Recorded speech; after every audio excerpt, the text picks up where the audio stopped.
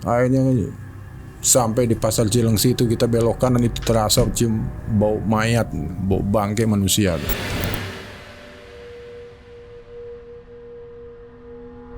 Saya bawa ngantar penumpang, Pak, masuk ke dalam. Oh iya, bentar ya, saya habis beli rokok dulu. Setelah beli rokok, saya diajak masuk ke dalam. Apa yang ada? Kuburan. Maaf nih sebentar, saya pusing banget. Ketika Bapak masuk ke dalam, saya langsung kecium aroma pandan, bunga, macam-macam kayak minyak. Ini Bapak ada yang menjagai mungkin ya Pak ya? Tunggu ya Pak ya, mohon sabar. Saya baru selesai makan. Saya masuk ke dalam. Dan saya lihat tuh, oh ini saya ikut peta, wah itu kuburan. Pas, tuh ada papan-papannya kanan kiri. Kebuka ya? Nah.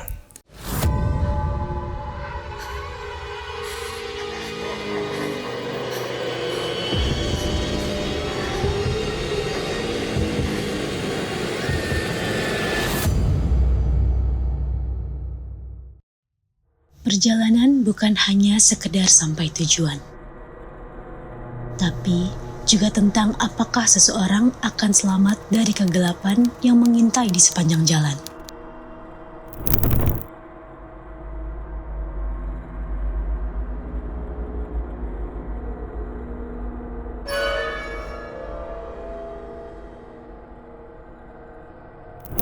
Bagaimana jika seseorang penumpang yang ada di belakang adalah sosok yang tak ada di dunia nyata?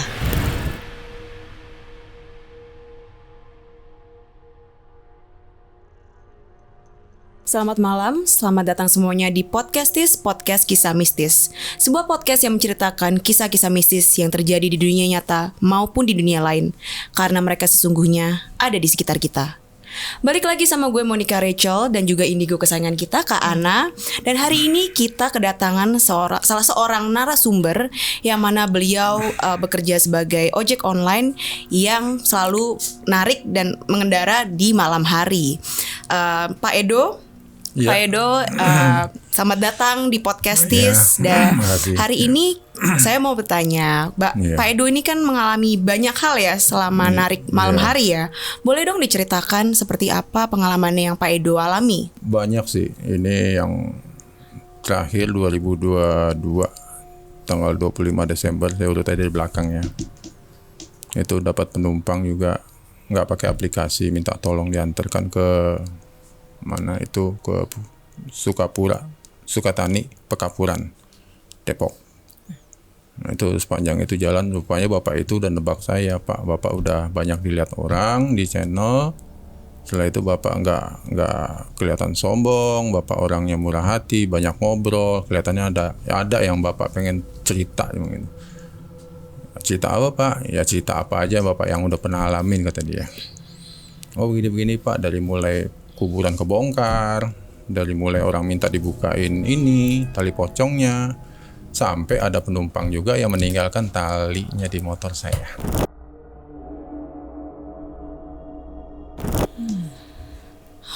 Oke, malam itu di belakang kota wisata Jalan Winanggung.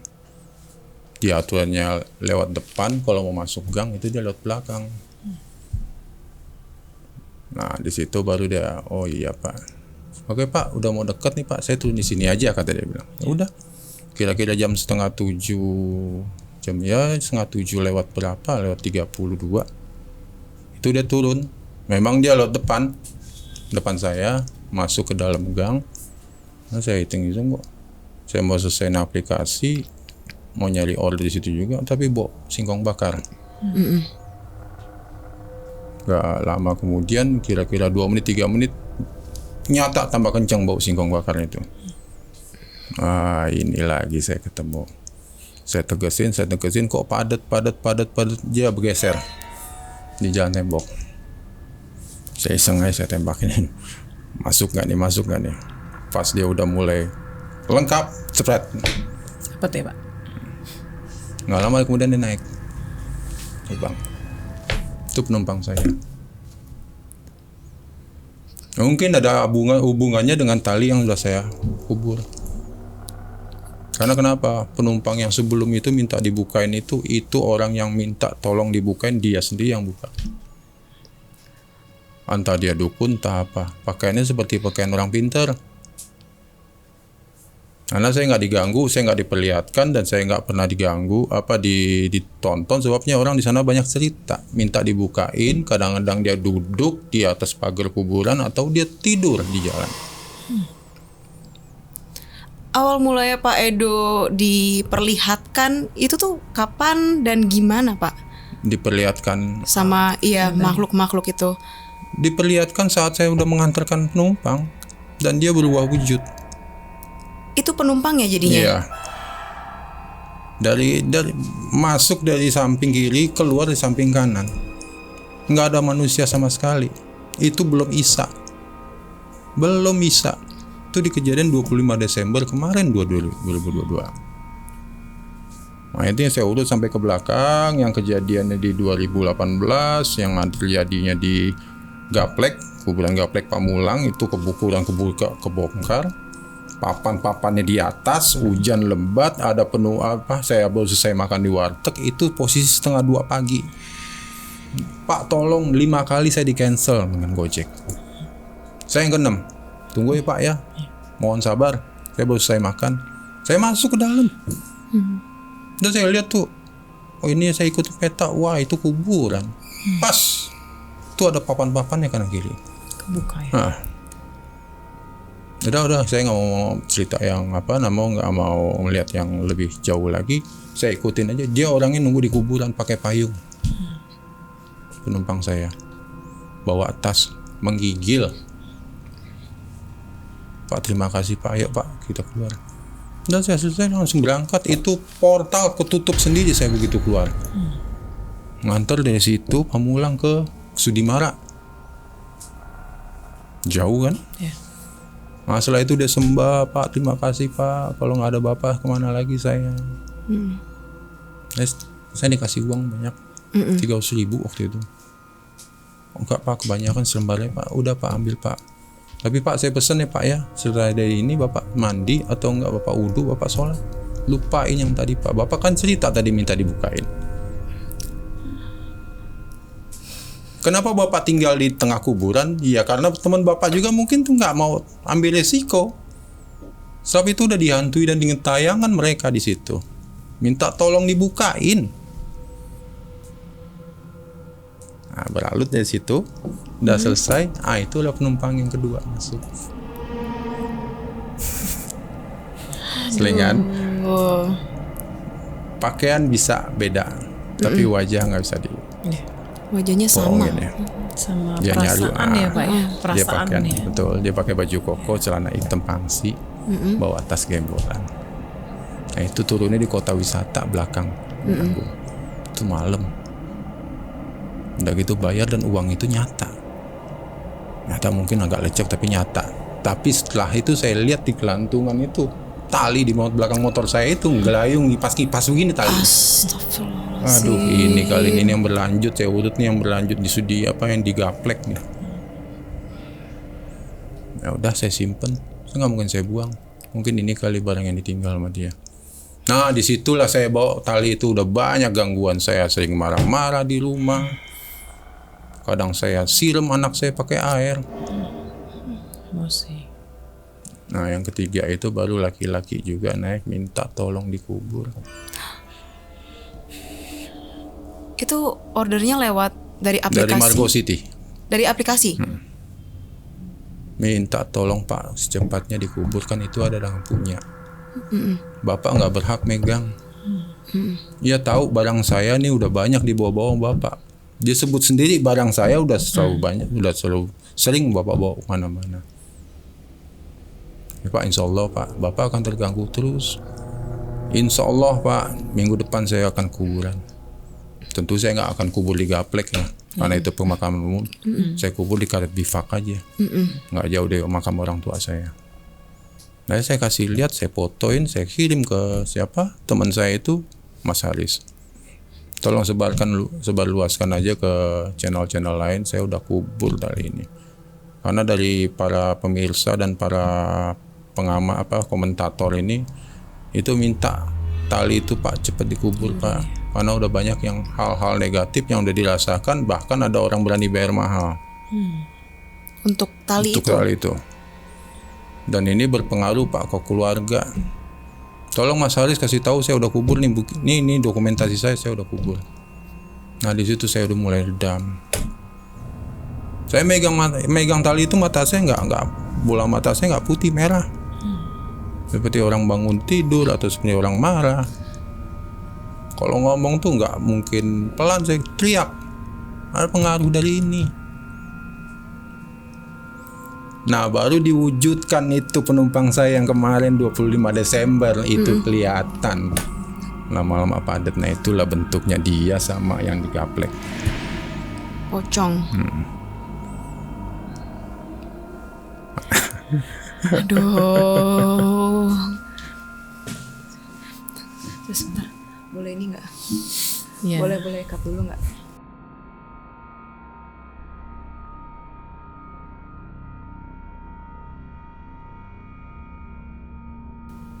Tapi dibawa oleh makhluk, nggak sampai sekarang nggak ketemu. Tuh naiknya dari Cibinong City Mall jam 2 hampir setengah 3, nganterin ke Jonggol sebelum PLN. Ditanya nggak mau jawab, mukanya udah keputih-putihan, saya rasa sakit. Dipakai jas hujan saya bela-belain saya nggak pakai jas hujan. Itu jalan saya lewatin itu, saya tahu rute Cibinong City Mall sampai ke Jonggol pasti saya lewat pabrik semen, Gunung Putri. Itu jalan berat. Tetap saya gas tuh motor. Tidak ada sepatah pun keluar dari mulut dia. Kemana lagi Bu? Lurus apa kanan Bu? Apa gimana? Diam aja. Akhirnya sampai di Pasar Cilengsi itu kita belok kanan, itu terasa cium bau mayat, bau bangkai manusia tuh.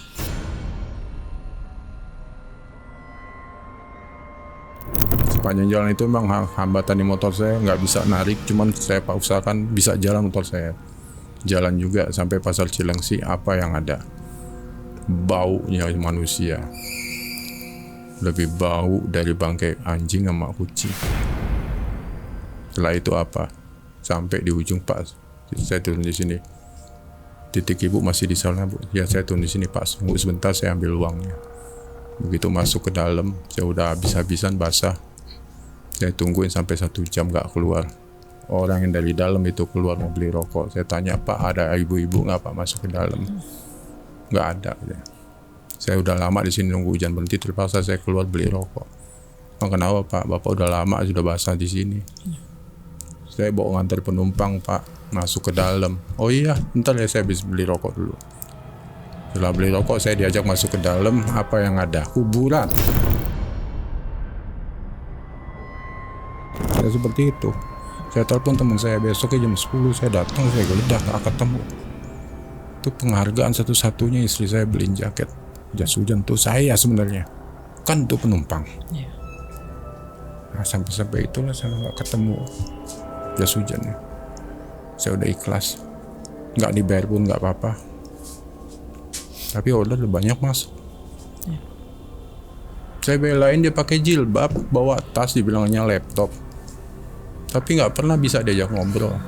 Lebih baik yang perempuan pertama kali yang di Puri Mutiara itu, perempuan yang rumahnya bagus malam itu, nggak taunya rumah hancur. Satu keluarga dibantai. Mbak ibunya nonton di depan pagar. Tolong hati-hati Pak, jaga anak saya Pak, jangan terlalu kenceng Pak. Baik Bu. Tolong jangan lihat ke belakang Pak. Kita cerita aja Pak. Nggak tahu ada lubang, saya ngerem bersenggolan sama punggung saya. Nah itu jaket saya yang taruh di depan. Mas Ali sendiri udah ngelihat, itu jaket tuh goyang-goyang sendiri. Akhirnya apa? Begitu udah sampai di situ, tangannya begini, isinya masih uangnya. Ini putih kaca nih, uratnya kelihatan. Tolong Pak ya jangan dilihat Pak, nanti saya ngikut. Helm nggak dipakai. Di spion itu helm tuh bentuknya nyamping aja, rambutnya tegerai. Kita ambil contoh, kalau kita bawa penumpang, ada penumpang yang naik nggak pakai apa, pasti rambutnya nempel. Apalagi dia. Nah, itu sempat viral waktu itu, ada satu keluarga ini bantai, ternyata memang betul. Dan masuk juga di YouTube lain, apakah rumah ini yang dimasukkan Pak Edo Ojo? Ya memang betul itu rumah. Maaf nih sebentar, saya pusing banget. Ketika Bapak masuk ke dalam, saya langsung kecium aroma pandan, bunga, macam-macam kayak minyak. Ini Bapak ada yang menjagai mungkin ya Pak ya? Insya Allah. Ya, jadi Ada ibu saya juga yang belum 1000 hari. oh pantas. Jadi saya mau melihat langsung kayak ketutup matanya, mau pingsan, sampai mungkin Rachel juga berasa tadi mau mual ya. Muntah sampai keluar bahkan. Ya mungkin selain sosok ibu bapak juga ada sosok-sosok yang kita lagi ceritain ya Pak ya. Mulai datang satu persatu, terutama yang pocong yang Bapak bilang itu yang ketemu di gaplek. Itu Bapak sendiri melihatnya itu Pak, apa ada perasaan merinding gitu Pak? Enggak ada sama sekali. Enggak ada ya? Rasanya cuma seperti manusia tapi hati berasanya ini bukan ya Pak? Dan saya dikasih tahu dengan juru rias itu, juru rias pemain Genta Buana Mak Lampir tuh yang di Sodong, Kampung Sodong itu terkenal tuh, di mana daerahnya jalannya aspal, selere itu tanah batu-batu. Ada bilang apa Pak mau pulang juga? Enggak istirahat di sini, pulang Bu, udah itu keluarga saya. Ya deh Pak, Bapak kalau terjadi apa-apa di jalan atau Bapak perasaan gak enak atau gimana Bapak gunda atau gulana, Bapak balik lagi. Di situ firasat saya udah mulai keluar. 400 meter dari lokasi syuting juga rias pemain dihadang itu satu. Sosok perempuan ya Pak? Bapak ngeliat itu seperti apa kelihatan Pak? cahaya lampu. Berasa padat. Langsung Itu padat yang gitu ya? yang Bapak foto tadi ya? Iya. Hancur. Rambutnya juga udah kayak rambut kawat. Tangannya nggak ada, bajunya aja begini aja. Yang goyang. Wah ini kayak dibilang Ibu Rias ini. Saya ngerokok dulu sebentar. Saya baca aja dalam Nasroh, nggak mau hilang juga.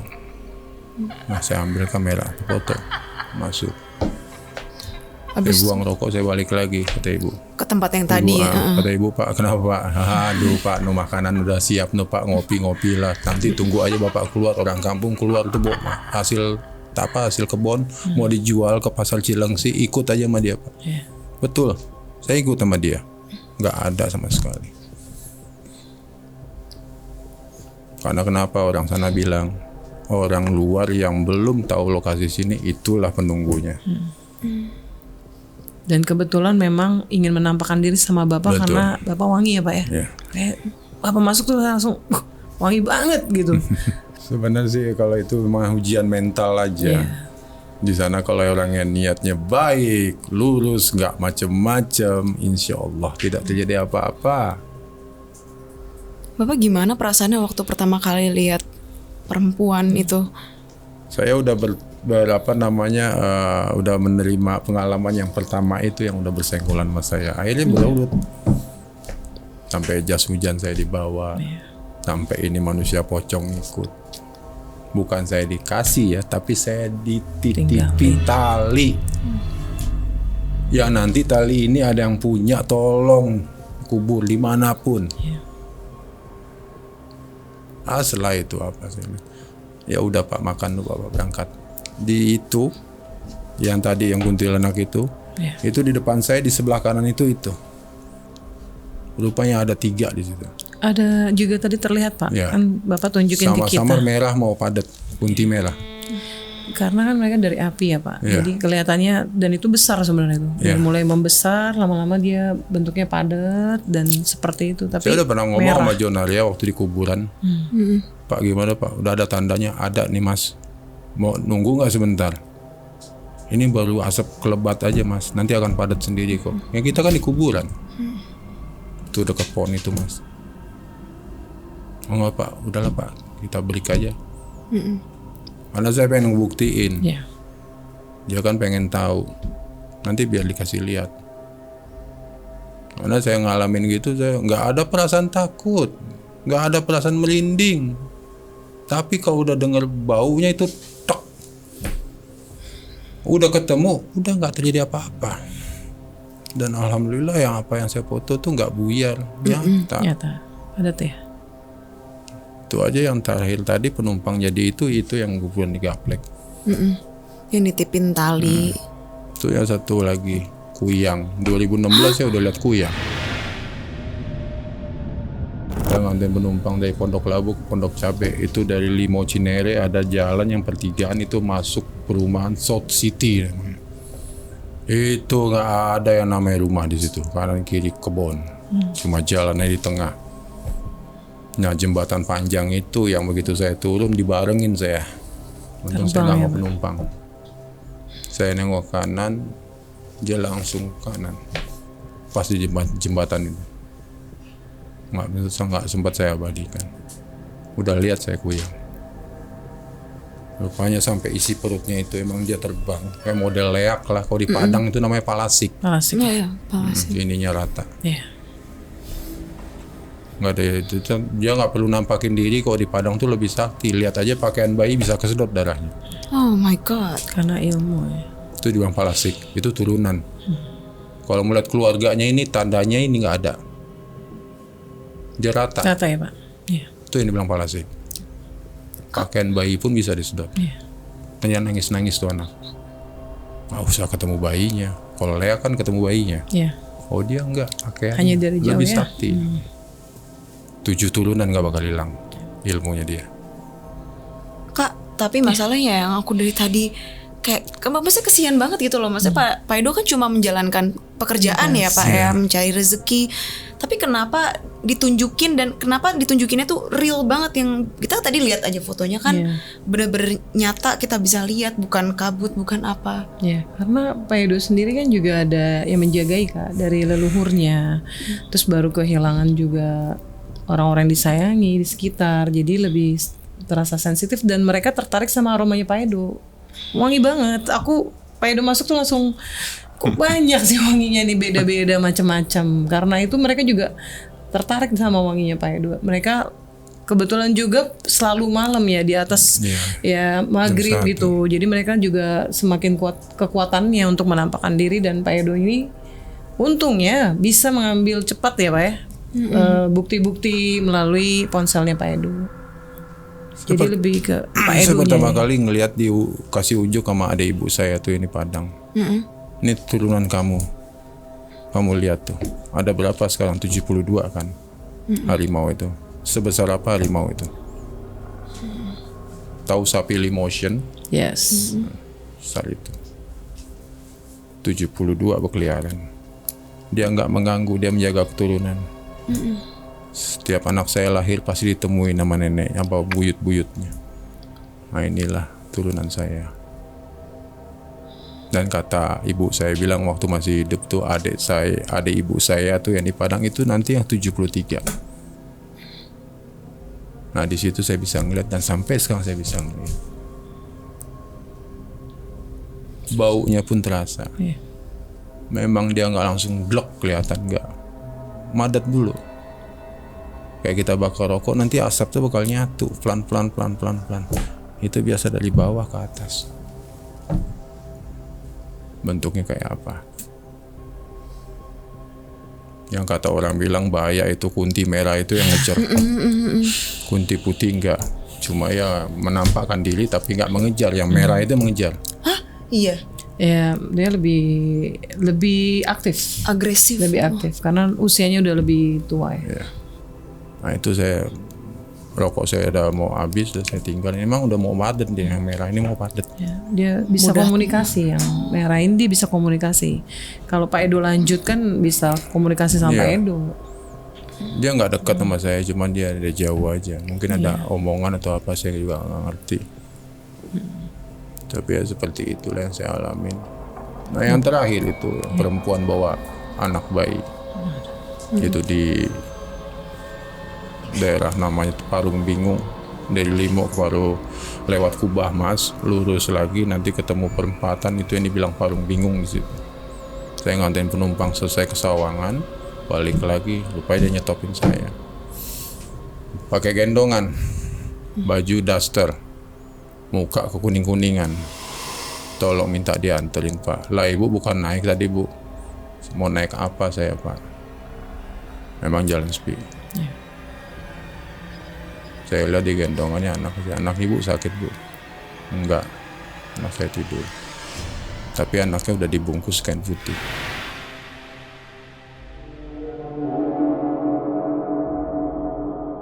Ya bu, naik bu. Mau kemana sih bu? Ke Pondok Labu. Berarti Pondok Labunya ada mana bu? Ya dekat lapangan golf Pangkalan Jati. Oke. Di perjalanan saya ngajak ngobrol, nggak ngomong sepatah pun. Begitu udah nyampe Pondok Labu, rumah sakit Cinere, kita ke kanan, itu dia nanya, "Bapak jangan banyak tanya." "Emang kenapa bu?" Diam lagi. Begitu lewat Pangkalan Jati, begitu tanjakan, motor saya enteng. Saya lihat ke belakang udah nggak ada lagi. Rupanya setelah dari situ 50 meter kuburan. Minta diantar Pak Edo ya. Kenapa orang itu nggak naik? Kenapa dia nunggu saya? Mungkin sepanjang itu dia tahu saya kali. Saya orangnya ikhlas. Apapun saya ikhlaskan. Apa yang saya punya saya berikan. Saya nggak hitung. Dan sampai saat ini kepikiran juga itu pemberian istri saya. Saya nggak lihat harganya, tapi dia ikhlas untuk kalau hujan pakailah jaketnya. Anda sayang kan penghargaan. Hanya seperti itu. Di 2017 saya nggak ngalamin apa-apa. Sepanjang 2015 sampai terakhir 2022. Oke, nanti Pak Edo masih ada cerita-cerita lain dan aku juga sebenarnya penasaran mau nanya ke Kak Ana tentang tali pocong yang dititipkan ya ke Pak Edo. Jangan kemana-mana, tetap di Podcastis, podcast kisah mistis. Pak bisa gak Pak? Ini Pak lihat tuh di atas Pak. Penumpang aja ngelihat tuh itu duduk di daun pisang. Ampun. Duduk di daun pisang.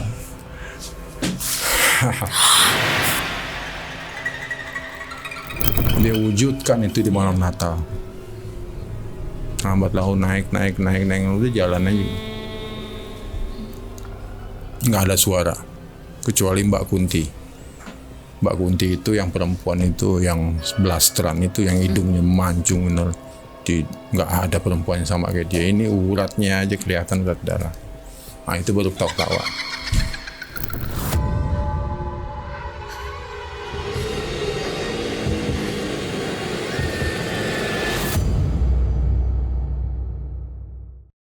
Tetap saya gas tuh motor. Tidak ada sepatah pun keluar dari mulut dia. Kemana lagi bu? Lurus apa kanan bu? Apa gimana? Diam aja. Akhirnya sampai di Pasar Cilengsi itu kita belok kanan itu terasa cium bau mayat, bau bangkai manusia.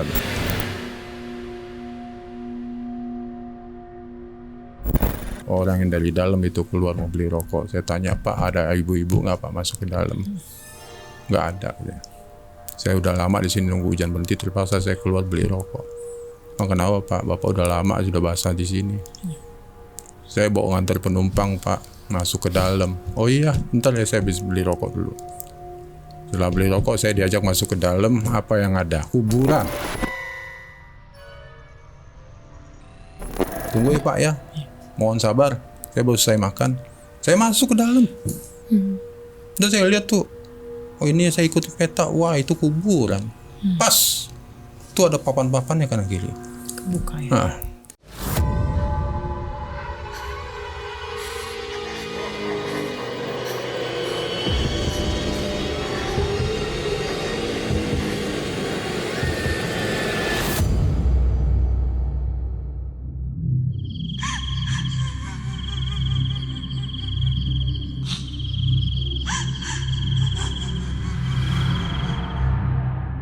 Balik lagi di Podcastis, podcast kisah mistis. Dari tadi kita break bener-bener agak lama karena kita emang ngerasa Ada gangguan ya, dari mulai wangi-wangian, terus mual, berat pusing. banget sampai kru-krunya ya ada yang pusing juga, pegel, mual. Pak Edonya juga sampai mau menangis tadi waktu cerita ya Pak ya. Iya. Tapi ditahan. Tapi aku juga sedih banget ya Kak. Bayangin maksudnya kan namanya bekerja ikhlas mencari rezeki, kok ada yang gangguan gitu. Walaupun di balik itu orderan jadi tambah rame ya Pak ya, dibanding yang lain. Tapi kan tetap aja namanya kita kerja terus ada yang ganggu-ganggu kan juga nggak kita jadi gimana, Nggak nyaman ya. nggak nyaman. Dan aku juga mau nanya nih sama Kak Ana, kan tadi kan Pak Edo cerita kalau beliau dititipkan tali pocong. Aku mau nanya tuh siapa yang menitipkan, kenapa dia sengaja menitipkan ke Pak Edo gitu-gitu. Maksudnya kan banyak ya supir ojol lain yang mungkin bisa dititipkan, yang pasti mungkin juga wangi, dan kenapa Pak Edo gitu. Jadi tadi itu kan banyak juga sebenarnya supir ojol, driver ojol yang memang sebenarnya sudah bertemu sama sosok yang ingin minta dibukakan talinya kan. Tapi karena mereka tidak kuat, tidak kuat iman, tidak kuat mental, akhirnya mereka lari ketakutan. Mereka dikasih tunjuk dalam bentuk manusianya, kemudian dibentuk sosoknya, mereka nggak kuat, mereka akhirnya pergi. Sedangkan ketika ketemu sama Pak Edo ini pertama aromanya wangi ya, aku bilang itu kan. Jadi makhluk itu pada tertarik sama Pak Edo. Nah, ketika melihat Pak Edo ini ada isinya, sosok ini langsung sepertinya ini bisa membantu saya. Jadi langsung lah sama Pak Edo minta pertama ngobrol ya Pak ya, yang aku lihat diajak ngobrol Pak Edonya. Kemudian setelah mereka ngobrol barulah ada firasat yang diberikan sama Pak Edo bahwa dia minta bantuan sama Pak Edo. Kalau saya lihat begitu ya Pak Edo. Ya, dia kan interaksi dulu terhadap manusia. Mana orang yang bisa amanah atau enggak. Makanya saya urutkan ini dari penumpang di kuburan sampai penumpang yang minta diantarkan 4 gelap ninggalin talinya sampai penumpang yang udah berwujud 3. Dan gak Ya, cuman karena itu aja ya Pak, pasti ada juga sebenarnya Pak Edo ketika lagi narik sendiri terus berasa motornya berat, pasti kan Ada tapi gangguan. ya. Cuma nggak terjadi apa-apa. Berat bisa jalan, nggak fatal. Kebudayaannya apa? Ya satu menyium bau, yang kedua juga lompat. Nah saya bisa ngerasain atau bisa ngelihat itu di atas jam 10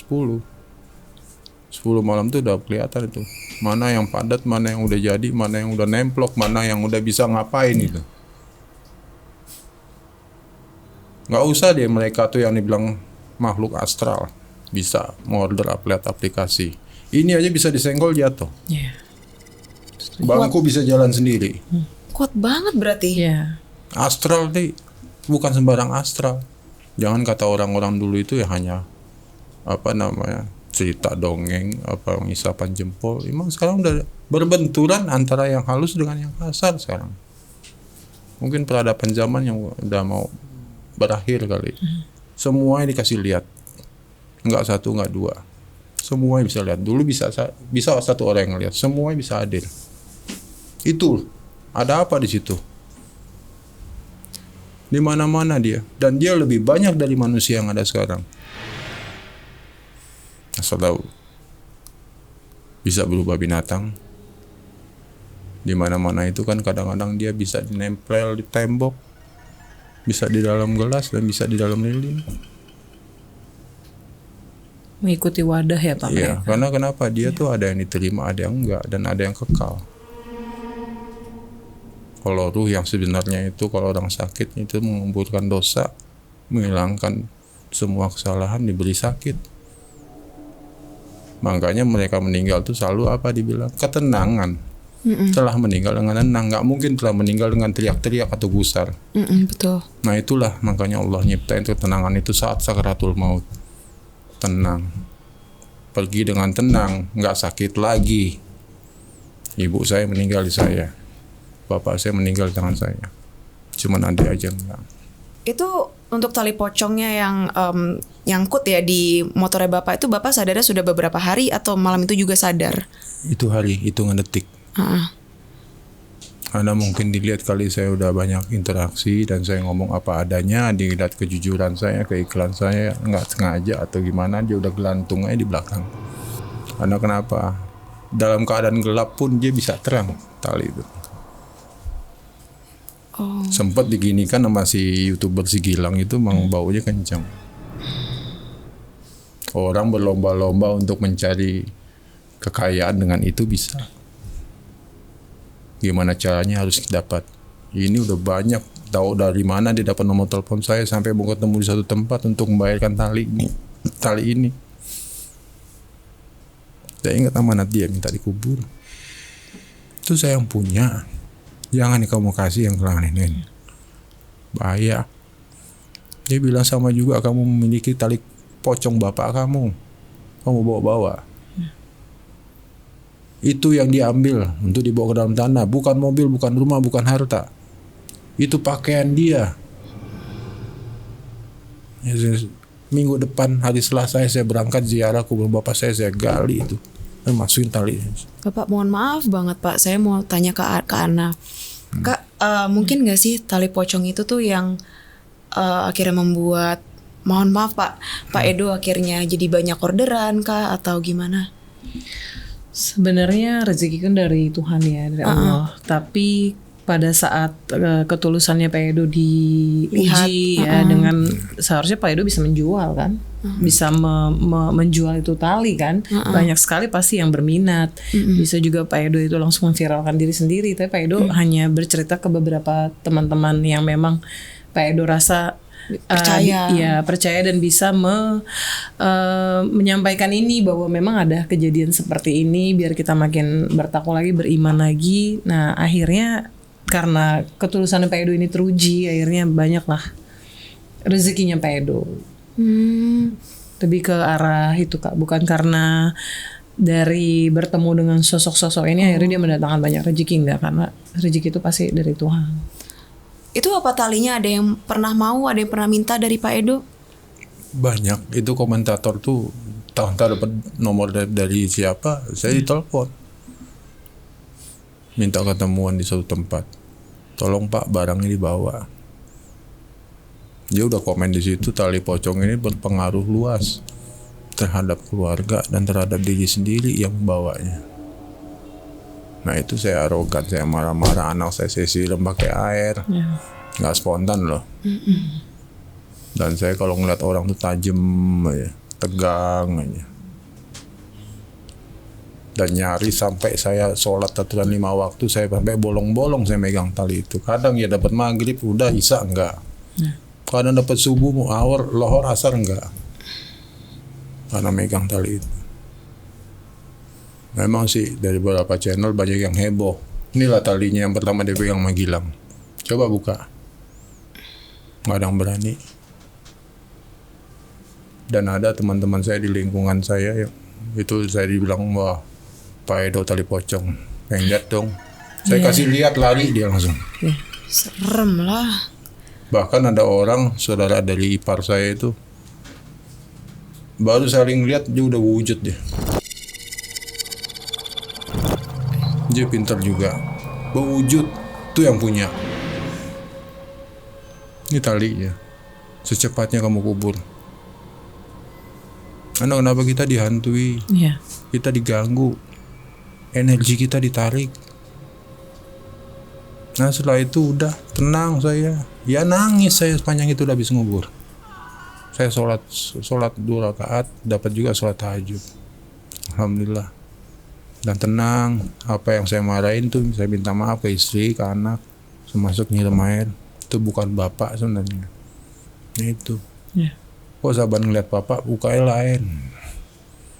Apa gimana sih? Apa dari mana? Udah cuci muka belum? Udah sholat belum? Ini tali itu masih nempel dalam tas saya. Semuanya mencium. Udah saya kubur tenang, semua berjalan seperti air yang mengalir. Nah disitulah saat orang tua saya masuk rumah sakit. Setelah saya kubur tali, orang tua saya udah mulai rajin ke rumah sakit. Sampai cuci darah, sampai meninggal. Memang saya nggak nyangkutin ke tali ya, memang itu udah kuasa Allah. Ya udah saya aminin aja kalau emang ini udah jalan kamu. Umur manusia kan dari kelahiran, pernikahan, kematian, 3 tuh yang bisa lepas. Ini udah saatnya saya lepas ibu. Belum juga ibu 100 hari bareng lagi adik saya meninggal. Aduh, ujian. Stroke-nya langsung level 3. Bergerak semua badan. Seperti orang di strum. Padahal mulutnya udah masuk ventilator. Ataunya tegang, matanya melotot. Saya nggak nyangkutin apa yang pernah saya dapat. Cuman itulah kisah perjalanan saya kalau malam. Apapun bentuknya kelihatan di atas jam 10. Sampai juga orang yang beli nasi goreng itu nggak ada kakinya saya lihat. Abang tuh udah ketakutan. Tapi orang itu minta dibuatkan nasi goreng. Nggak jauh-jauh. Di daerah Bambu Apus. Cuma saya nggak ada niat tuh makan nasi goreng, dan saya nggak akan niat juga mengganggu dia atau negor ke tukang bapak-bapak nasi goreng. Tapi saya lihat, kalau saya lihat dari atas ke bawah, udah nggak napak. Tapi ibu ini minta buatin nasi goreng. Tolong Pak, saya lapar. Mana kakinya? Ya seperti itu. Saya udah banyak berentet sih peristiwa itu. Sampai saya foto dapat. Dan dititipin lagi tali ini sebagai diamanat. Tolong dikuburkan. Rumah saya di Kuitang. Setengah, biasa kalau habis jagain orang tua saya tidur, saya pulang di antara 12:30. Saya mau cari order arah pulang. Pulang ke istri saya di Rambutan. Dapat masuk namanya itu. Minta tolong diantar ke Baladewa, Tanah Tinggi. Wah lumayan nih, muterin Tugu Tani, muterin Gambir, ketemu di halte, itu sendiri duduk. Tapi sembari goyang-goyang kaki dia. Bu, diam aja. Final di situ. Itu yang tragedi Tugu Iya. Tani ya. Salah satu korban tapi memakai nama pelaku ya. Oh, Karena namanya masih ada di screenshot.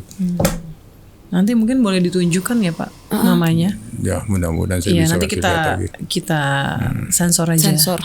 Ke Baladewa, Tanah Tinggi. Nggak mau juga saya lihat istighfar saya depan dia. Itu peristiwanya pas di situ bererot korban, dia duduk di atas, dia duduk di bangku halte. Ada satu-satunya halte di situ.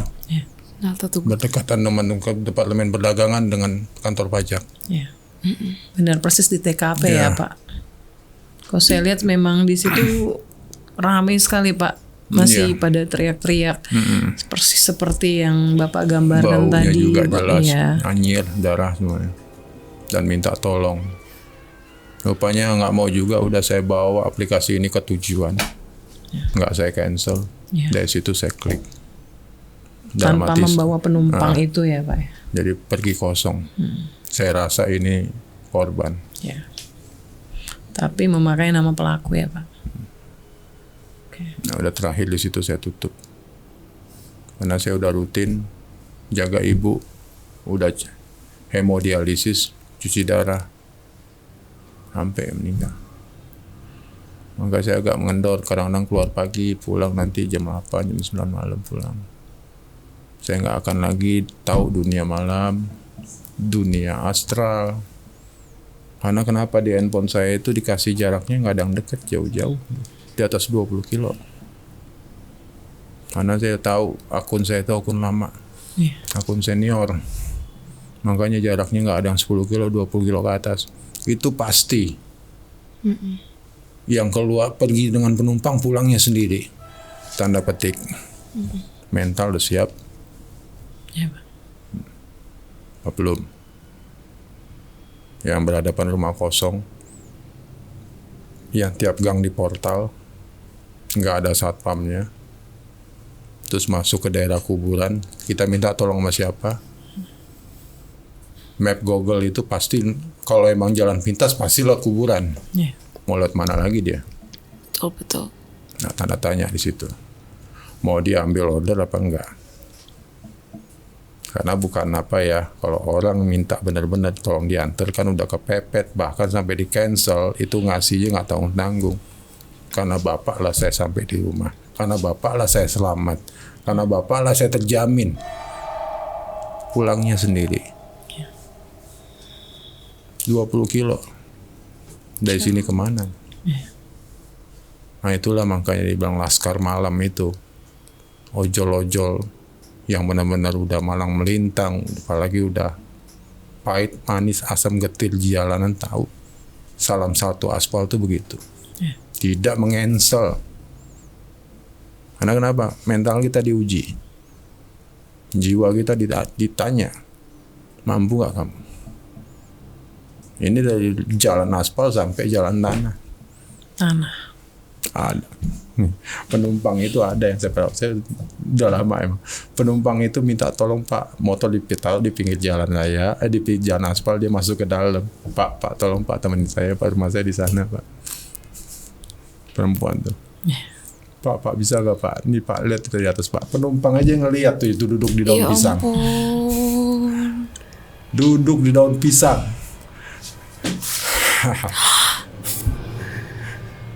Daun pisang gimana sih enteng? Iya. Karena terbang ya Pak. Ya. Cepet dia terbang. Cepat angin. Tolong Pak. Ya udah Mbak. Ya, pegang saya Mbak. Saya tuntun Mbak ke rumah Mbak. Di depan rumahnya pohon pisang. Makanya jaga-jaga deh. Itu memang tempatnya dia pohon pisang. Dia bisa lihat-lihatan kita di balik batangnya. Dan dia bisa duduk di daunnya. Saking ringannya tuh. Udah aman Pak. Iya Pak, makasih Pak. Udah saya jalan lagi. Saya lihat lagi nggak ada. Minta diantar jalan ya. Penumpang sendiri ngelihat. Saya ngelihat juga. Tolong Pak, antar Pak. Motor saya pinggirin di pinggir jalan. Saya antar ke dalam. Itu jam berapa? 3:04. Orang sebentar lagi ngaji. Subuh. Seingat saya di kepala saya. Dan ada beberapa yang lihat, nanya dia mau driver Gojek, Pak masih ada Pak Edo nggak? Saya pengen ketemu. Oh iya masih ada Bu, saya nggak pegang nomor teleponnya. Banyak penumpang saya yang nanya, entah saya udah meninggal. Tapi banyak sih komentar supaya apa? Bapak tuh selamat, sehat selalu. Itu aja pesan moral dia. Saya aminin, saya kabulin. Saya mudah-mudahan diberi umur panjang. Padahal sebenarnya saya yang sakit, kenapa adik saya yang diambil? Nah, itulah jadi cerita saya. Kalau udah cerita malam itu ya udahlah, saya akan tutup. Karena saya pikir juga saya sekuat apa sih, sekarang udah 55 umur saya. Sekuat apa dan semampu apa sih saya berhadapan dengan dunia malam lagi sekarang. Dulu iya 2015 masih fit badan saya.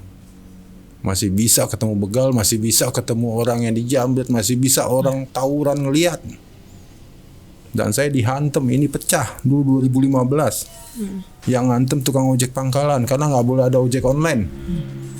Belum lagi ditabrak motor disundul sama angkot, dipalangin dengan taksi, nggak boleh ada online. Sampai spanduk gede ojek online dilarang masuk. Kita berjuang di situ. Jadi sejarah itu ya Mbak, saya banyak petik dan banyak hikmahnya. Apapun yang ada di kita tuh punya orang. Kecuali yang masuk di mulut kita itu rezeki kita. Yang nggak bisa diambil orang. Baik itu orangnya kasat maupun halus. Contoh saya udah ada.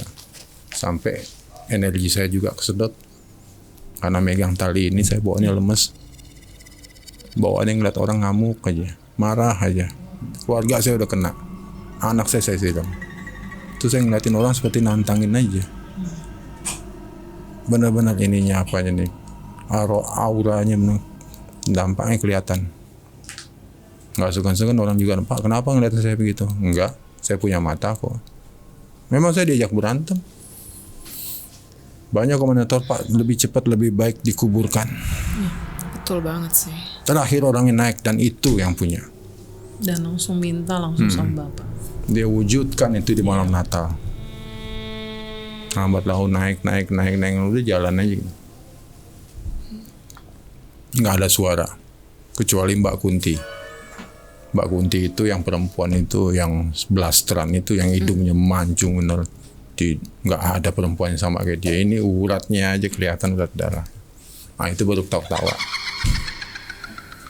Jadi memang semua yang terjadi sama kita pasti ya kita ambil aja pelajarannya ya dari pengalamannya Pak Edo juga, dengan pengalaman diganggu, ditampakin, Iya. dimintai tolong. Jadi diuji mentalnya Pak Edo, gimana Pak Edo akhirnya melihat kehidupan selanjutnya, gitu. Jadi ikhlas lah ya dengan ujian-ujian selanjutnya. Oke, barusan kita dengar ceritanya dari Pak Edo, dan sekarang kita masuk ke petaka pesan-pesan tak kasat mata.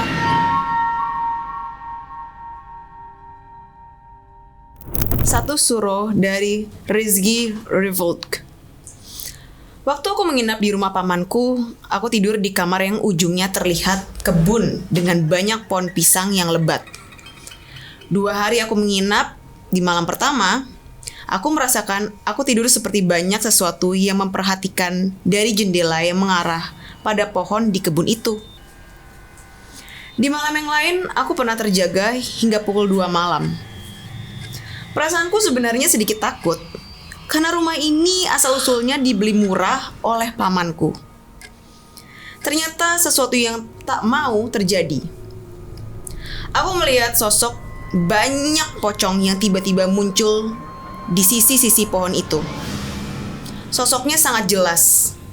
Ada yang mukanya hitam pekat, ada yang terlihat kainnya sangat kotor, dan beberapa seperti mengintip di pohon pisang itu. Keesokan harinya, aku bertanya pamanku tentang sosok yang kulihat. Pamanku hanya menjawab, itu karena semalam malam satu suro. Malam satu suro ada urusannya sama ini ya kak ya? Oh pasti, itu kan gerbang antara gaib terbuka dengan dunia dimensi manusia. Itu bukan malam Jumat Kliwon, bukan? Satu Suro. Satu suro. Apa yang terjadi satu suro? Gerbang dimensinya terbuka, jadi kita bisa masuk ke dimensi mereka, mereka pun bisa masuk ke dimensi kita. Paralel. Tepuk pundak kiriman cerita dari @restu_brhmn. Cerita ini ketika aku masih bekerja di salah satu pabrik bahan mebel. Ketika aku sedang bertugas malam di gudang, aku mendapat tugas mengecek dan menghitung salah satu bahan untuk masuk ke dalam list. Aku berjalan memasuki gudang yang gelap dan mencoba berjalan dan mencari letak barang yang aku cari. Di setiap tumpukan bahan mebel ini membentuk seperti labirin. Jadi memang sedikit gelap dan tidak ada yang tahu sesuatu yang muncul di setiap tikungannya. Aku menemukan apa yang aku cari. Ketika menghitung, aku merasa sedikit merinding, seperti mendengar pijakan kaki seseorang yang akan datang. Pekerjaanku agak sedikit tergesa-gesa, dan ketika pijakan kaki itu berhenti, aku merasa tenang. Tetapi tiba-tiba sesuatu menepuk pundakku dari belakang. Bagai telapak seseorang memanggilku. Aku kaget. Namun ketika aku berpaling, tidak ada seorang pun di sana. Aku lari dengan cepat meninggalkan beberapa barang yang terjatuh karena tergesa-gesa. Oke, jadi barusan kita dengerin cerita dari Bapak Edo tentang pengalaman-pengalaman beliau selama menjadi driver ojek online. Terima kasih Pak Edo sudah datang ke Sama-sama. Podcastis, sudah sharing sama kita cerita-cerita yang dialami sama Pak Edo. Mungkin Pak Edo punya pesan-pesan yang mau disampaikan untuk penonton di rumah? Ya, terutama untuk driver-driver yang muslim, siapkan mentalmu kalau kamu menarik malam, sehatkan jasmani dan rohani kamu. Kalau kamu keluar dari rumah berarti kamu harus membawa rezeki pulang buat anak istri kamu. Jangan kemana-mana dan jangan berpikiran yang tidak-tidak, kamu harus ikhlas. Saya mungkin terakhir di sini, mungkin nggak akan lagi ketemu saya di jalan, mungkin kita besok ketemu salam, sapa atau apa, mungkin masih kenal sama saya Pak Edo. Dan saya ketekankan juga bagi pemirsa, hindari kalau emang jam 10:30 atau jam 10:30 malam, itu makhluk astral yang saya temuin di jalan dari mulai 2015 sampai 22, itu ketemunya itu di Kamis pagi dengan Minggu pagi, Minggu malam, Senin pagi. Itu dia ada 00, kamu akan merasakan aura yang gimana ya, aura yang negatif pasti keluar. Sebab makhluk astral itu jatuhnya di malam Kamis pagi, Kamis pagi dengan Minggu pagi, atau Senin pagi. Ya mudah-mudahan selamat aja di jalan, dan jangan lupa banyak berdoa. Kalau memang merasa ada ketinggalan sholat Isya, buru-burulah sholat. Mudah-mudahan Allah Subhanahu wa Ta'ala di situ bisa melindungi kamu dalam perjalanan. Bagi pemirsa juga, nanti kalau yang memang butuh ngobrol dengan saya tinggalkan nomor handphone saya di studio ini. Itu aja, terima kasih. Salam satu aspal buat rekan kita yang sama driver ojek online. Jaga dan siapkanlah iman kamu. Kamu di luar, kamu pulang bawa anak istri, doa istri kamu itu langkah kamu untuk mencari rezeki. Sekian, terima kasih. Assalamualaikum warahmatullahi wabarakatuh. Waalaikumsalam. Oke, jadi buat teman-teman yang mungkin punya cerita serupa, cerita-cerita yang horor dan mencekam, dan kalian pengen sharing ke gue dan juga ke Kak Ana, di Terawang juga kan sama Kak Ana ya? Kalian bisa banget kirim cerita kalian ke Podcastis. Caranya gampang banget, tinggal DM @dance.tv. Sekali lagi DM Instagram @dance.tv. Dan cerita yang paling horor dan mencekam akan kita pilih dan kita undang langsung untuk sharing sama kita di Podcastis. Nah, buat kalian yang suka sama Podcastis dan cerita hari ini, kalian jangan kemana-mana. Tetap saksikan Podcastis, podcast kisah mistis hanya di Dance TV. Bye!